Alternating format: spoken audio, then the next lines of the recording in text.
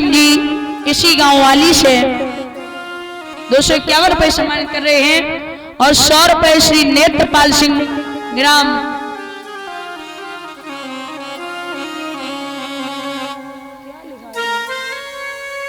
कंथरी से, कंथरी है ना?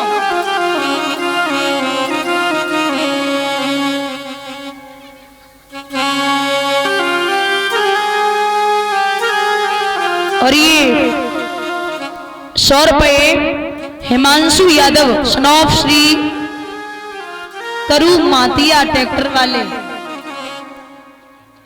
गाय गए इसी गांव वाली से।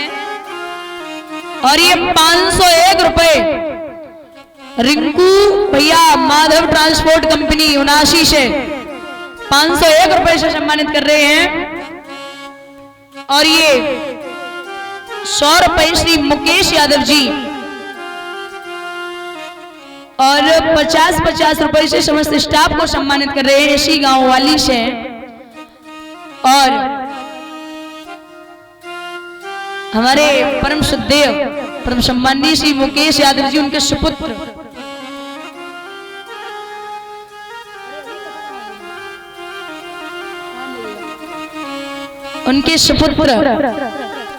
सचिन यादव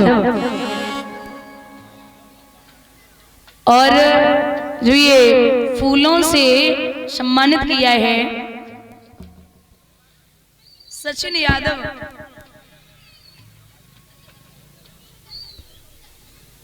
हमारी दीदी जी रेखा यादव। भैया एक कहावत है कि जहां देखा होगा खून के रिश्ते इतने मायने नहीं रखते जितने दिल के रिश्ते मायने रखते हैं, तो हमारी परम श्रद्धेय दीदी जी रेखा यादव उनके पति देव जी श्री मुकेश यादव जी उनके सुपुत्र सचिन यादव इसी गांव वाली से बड़े अच्छे संबंध है मेरे। और सभा में सम्मानित किया है। भगवान से कामना करते हुए कन्हैया ऐसी परिवार में हमेशा सुख और संपत्ति प्रदान हो, ठाकुर जी का आशीर्वाद प्राप्त हो, धन के भंडार गोविंद भरते रहे, जो भी इच्छाएं हो वो पूर्ण हो और मां भगवती की कृपा हमेशा परिवार पर बनी रहे, यही अभिलाषा और आकांक्षा है। बोलिए गोविंद भगवान की।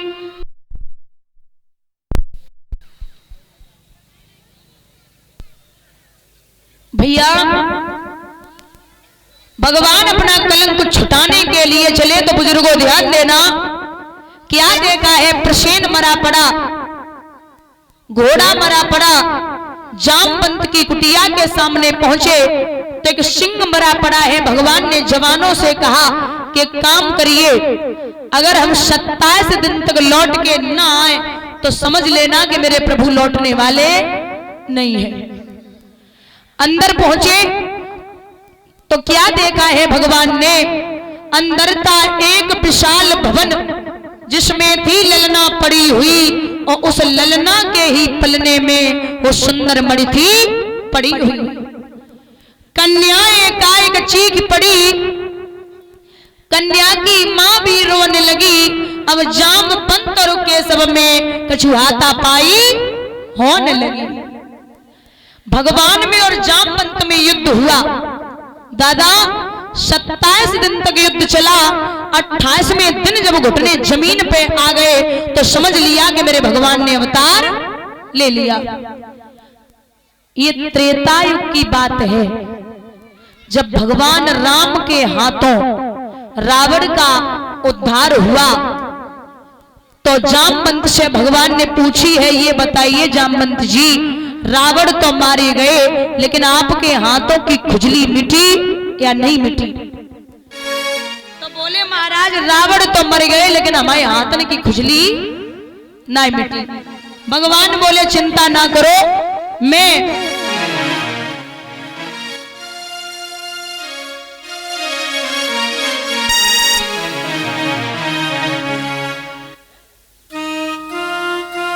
हेलो भैया कौन देके गए ये पैसे? कौन देके गया?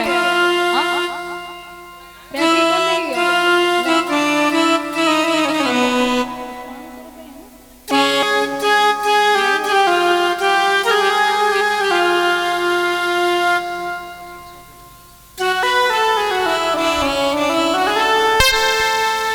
तो महाराज जब रावण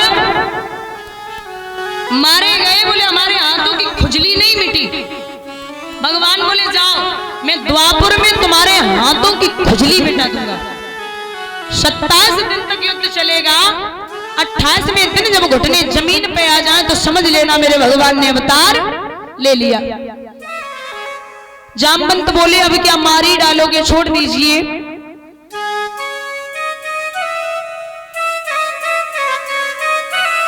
वो त्रेता युग वाला रूप दिखाइए।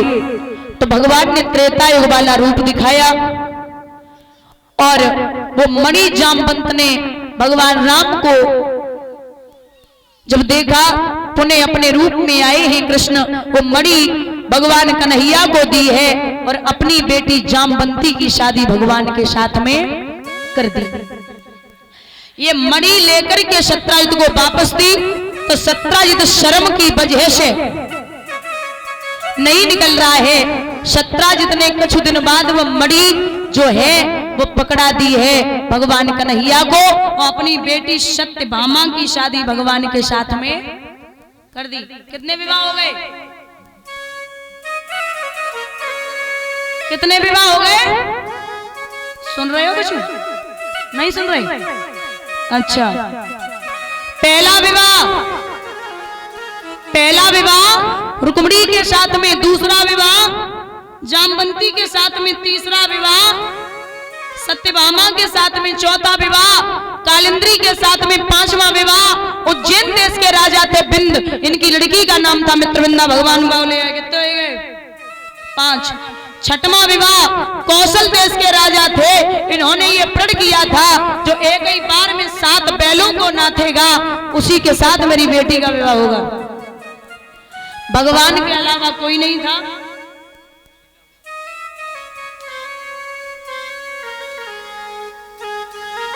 भगवान के अलावा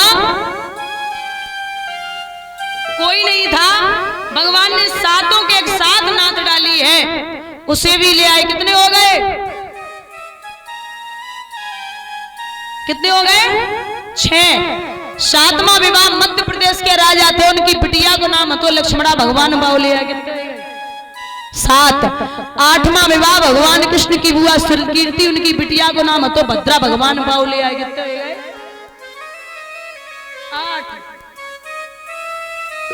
16,100 कन्याओं को एक भौमासुर नाम के राजा ने बंदी बना के रखा था और ये प्रण किया था कि जब तक 20,000 नहीं हो जाएंगे शादी नहीं करूंगा। भगवान ने 4 दीवारी को तोड़ा, बेटियों को निकाला तो बेटियां बोली कि मैं आपसे विवाह करूंगी। भगवान बोले अगर आपके पिता कह दे तो। अच्छा एक बात बताइए, इतने लोग बैठे हो, अगर आपको भगवान जैसा दामाद मिले तो कौन अपनी बेटी नहीं करेगा? सबने हाँ कर दिया और जब हाँ किया है तो 16,100 और 8 कितनी हो गई? 16,100। परीक्षा सबके 10-10 लड़का पैदा हुए। कितने? 10-10 टोटल 1,61,080। कितने हुए? परिवार छोड़ो, जिला बस जे 1,61,080। एक बिटिया एक पैदा भई है 16,108। भगवान के जो बड़े पुत्र थे जिनका नाम था प्रद्युम्न, प्रद्युम्न की शादी रुकुम की बिटिया रुकुमवती से हुई। उनके बेटा भये हैं अनिरुद्ध, अनिरुद्ध की शादी शौनकपुर के राजा बाणासुर, उनकी बिटिया उषा के साथ में हुई है।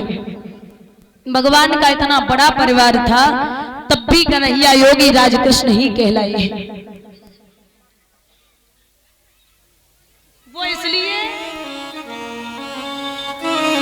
वो इसलिए कहलाए क्योंकि अवस्थाएं जो होती हैं अवस्था जो होती है वो कई प्रकार की होती हैं। एक बाल्यावस्था, एक पौगंड अवस्था, एक किशोर अवस्था, एक युवावस्था और एक वृद्धावस्था। बाल्यावस्था होती है 1 से 5, पौगंड अवस्था होती है 5 से 10, किशोर अवस्था होती है 11 से 14 और 14 के बाद शुरू होती है युवावस्था यानी कि जवानी। भगवान ने कभी 14 वर्ष को पार नहीं किया। अच्छा, भगवान की कभी दाढ़ी देखी है? देखी है? कहीं भी नहीं मिलेगी, क्योंकि भगवान 14 वर्ष से कभी ऊपर गए ही नहीं। भगवान राम ने 11,500 वर्षों तक अवधपुरी में राज्य किया था, लेकिन दिखने में ऐसे लगते थे जैसे अभी 14 वर्ष के हों। प्रकृति जो होती है 8 प्रकार की, वो प्रकृति के वश में हम और आप हैं, लेकिन भगवान प्रकृति के वश में नहीं है। हम पे और आप पे बचपन, जवानी, बुढ़ापा सब आना है, लेकिन भगवान कभी किशोर अवस्था को पार नहीं करते, क्योंकि उनके वश में प्रकृति है। बोलिए गोविंद भगवान की। भगवान ने यहाँ पांडवों का राजसू यज्ञ करवाया है, जिस यज्ञ में भीम को और दुर्योधन को खाना बढ़ाने का काम दिया, द्रौपदी को खाना परोसने का काम दिया, लेकिन जो स्वयं भगवान ने काम किया है वो है ब्राह्मणों के और संतों के चरण धुलना और उनके जूठे बर्तन उठाना। ये भगवान का काम था। भगवान ने अपने पुत्रों से और नातियों से ये कहा था कि जीवन में कभी किसी का अपमान हो जाए तो चलेगा, लेकिन अगर ब्राह्मणों का और संतों का अपमान हो गया तो मैं भी नहीं बचा पाऊंगा। पहले ही से भगवान ने समझा दिया था। ये कहते हैं ना, विनाश काले विपरीत बुद्धि। विनाश का टाइम आता है ना तो बुद्धि काम नहीं करती। तो भैया